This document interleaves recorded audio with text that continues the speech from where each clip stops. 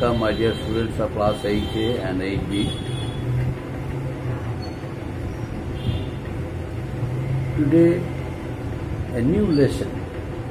The name of this lesson is Rise of British Power in Bengal. Rise of British Power in Bengal.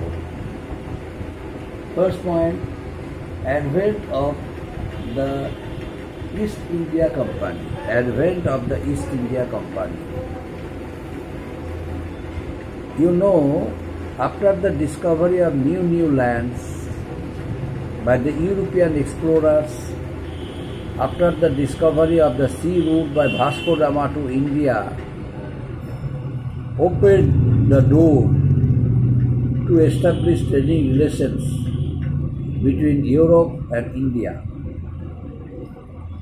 It was due to the Portuguese explorer Vasco da Gama. The first trading center was established in India by the Portuguese. The Portuguese were followed by the Dutch, the Spanish, the French, and finally the British.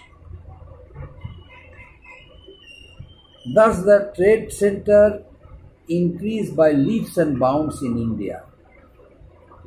And it encouraged trade in India. The European traders, they brought their manufactured goods, finished goods, sold it to their country, to this country, and at the same time, they all became very powerful and wealthy. Gradually, the Dutch and the Portuguese ceded way to the English and the French. So, two steep competitions came in between the Dutch, in between the French and the British. You know, this fierce competition emerged colonial possession that led to the Carnatic Wars between the British and the French. The French East India Company had its base in Pondicherry with factories in Mahe, Yanam and Karaikal. The steep competition between the British and the French led to a series of wars known as Carnatic Wars. Now, first Carnatic War, there were two Carnatic Wars fought between the British and the French. The first Carnatic War, second Carnatic War, and third Carnatic War. These are the three Carnatic Wars fought between the British and the French. First Carnatic War, second Carnatic War, and third Carnatic War. Now, what happened to first Carnatic War? Now, I am going to explain. In 1744, Britain and France were at war in Europe. This war had its great impact in India also. The British threatened to occupy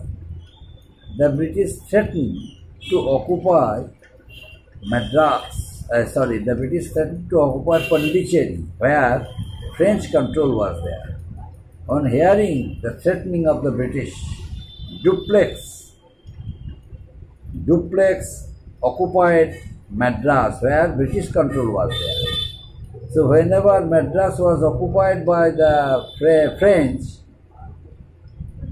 the British requested the Nawab of Carnatic, Anwaruddin, to send a group of soldiers for their protection, according to which Anwaruddin, Nawab of Carnatic, sent a group of soldiers, but these soldiers were also defeated by the French.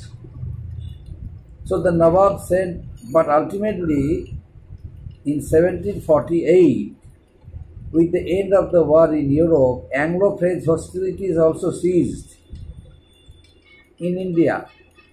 In accordance with the peace settlement, Madras was returned to the British. Now the second Carnatic War. What happened to the second Carnatic War?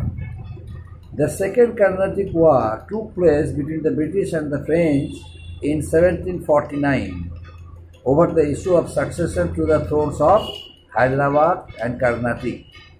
Two powers supported rival candidates. In Hyderabad, the French supported Muzaffar Jung, and in Carnatic, Nasir Jung by the British. The French supported Chanda Sahib while the British supported, Muhammad Ali. In the war that followed, the British army defeated the French army. So a peace treaty was signed between the Dupleix and the British. Dupleix was recalled to France because the glory and image of Dupleix, whatever he established in India, had gone. That's why he was recalled to France. So he got back to his own country. Next one, the Third Carnatic War. What happened to the Third Carnatic War? In the Third Carnatic War, once again, the peace between the two powers were short-lived because in Europe, once again, France and Britain started fighting against each other. In the year 1757, 1756. So in India, the British forces defeated the French forces and a peace treaty was signed in 1763. The French were given back to their factories in India but were not allowed to fortify them. The factories could serve as trade centers but not colonial outposts according to the British East India Company. They instructed the French East India Company to follow it. So the French influence declined in India and the British went on to become the master of Indian politics. The British wanted to capture a number of, states where other, European traders came and started taking part in politics. The British forbade them from leaving the places and declared themselves to be the masters of all. As a result of it, other European traders who came to India to trade with our country, they all in course of time got back to their respective countries. Even the French East India Company also failed to establish their political control in India except the British. Why? Because the British used naval power. Their naval power was superior to other powers. That's why and not only that, the British applied their intelligence, their strategy, their technique, their method of fighting, encouraged them to, establish their rule in India. As a result, other competitors, other European powers who came to India to trade and to take part in Indian politics, they were unable to compete with the British. And that's why the British East India Company became the British East India Company became the master. They became the masters of India. And ultimately, they,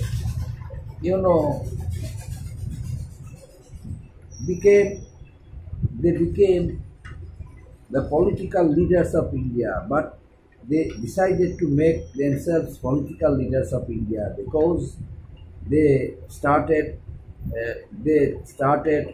interfering in internal politics. They were not supposed to do it, but they started doing it. Why? In the interest of make themselves rulers of India. And regional kingdoms, they were becoming very much weak because they had no unity.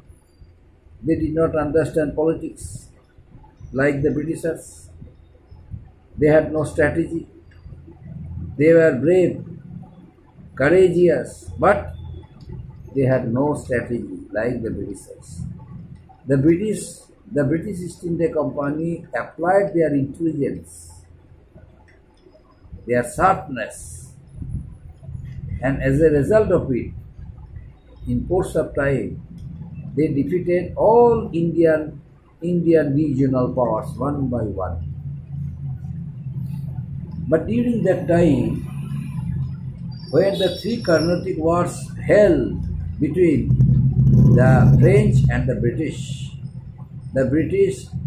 took its advantage. But initially, during the first Carnatic war, the French showed their performance, showed their talent, showed their bravery, showed their technique and method, but the Britishers did not understand as to how they should chase the French. But it helped them. But the factor of Europe helped them to sign peace treaty between the French East India Company and British East India Company. But ultimately, rivalry between the two powers in Europe ceased, and that effect also came to India. Temporarily, a peace settlement was signed between the French East India Company and British East India Company. But once again, in Europe, both the two powers fought against each other. Once again in Europe, both the two powers, the French and the British, started fighting against each other, and that effect also came to India. How? The War of Successions during Second Carnatic War and Third Carnatic War. Third Carnatic War was a war of establishing themselves to be the masters of India. Both the two powers left no stone unturned to establish their political supremacy in India, the French and the British. But finally, the British proved themselves superior to the French soldiers or French power. As a result, the French had to leave the country and the British became the masters of India. Up to this, my dear student, next day, conquest of Bengal onwards. Thank you.